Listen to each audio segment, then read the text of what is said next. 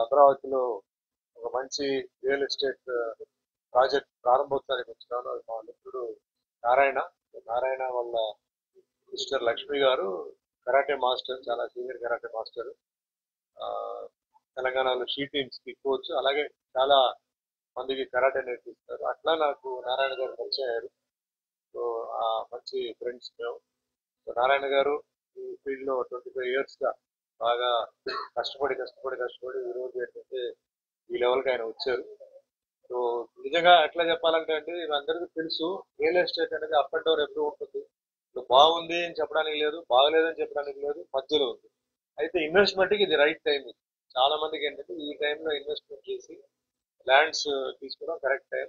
Future లో ఎందుకంటే definitely పెరుగుతాయి. సో అందరికీ ఇది ఒక మంచి ఆఫర్ ఇది.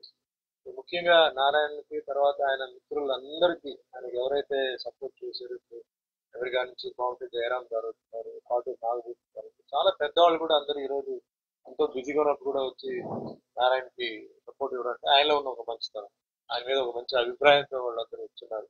సో వాళ్ళకి కూడా ధన్యవాదాలు.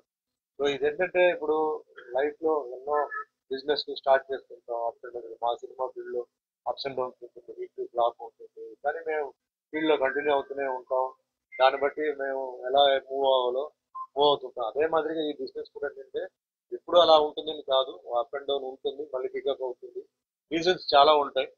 సో బట్ ఈ టైంలో చాలా డైరింగ్ గా, చాలా డాషింగ్ గా నారాయణ ఈ స్టెప్ తీసుకొని ఒకసారి ఆ అడుగు పెడితే మళ్ళీ వెనక్కి వేసేది లేదని చెప్పి చేయడానికి నిజంగా యాక్సెప్ట్.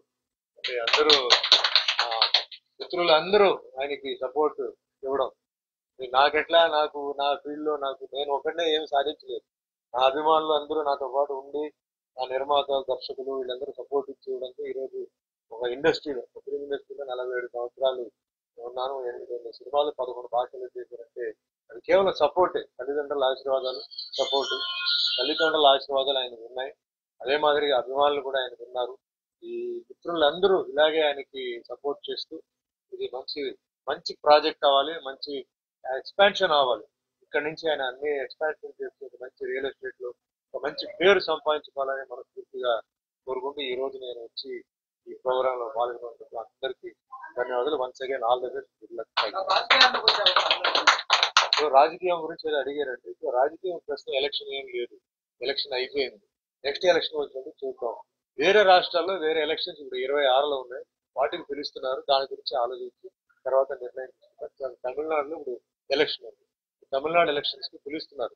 రండి సార్, మీకు టికెట్ కావాలంటే మీకు టికెట్ ఇస్తాం అంటున్నారు. నేను ఉండేది వేరే ఊరు అండి, ఇది జరిగేది వేరే ఊరు, నేను తర్వాత నేను చేస్తాను.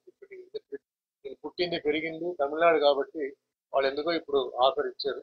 సో నేను చెప్తానండి అని చెప్పి చెప్తున్నాను. సో అది వేరే విషయం. ఇక్కడైతే పాలిటిక్స్ ఆల్రెడీ నెక్స్ట్ ఇంకా ఎలక్షన్ వచ్చినప్పుడు అప్పుడే మనం మాట్లాడతాం.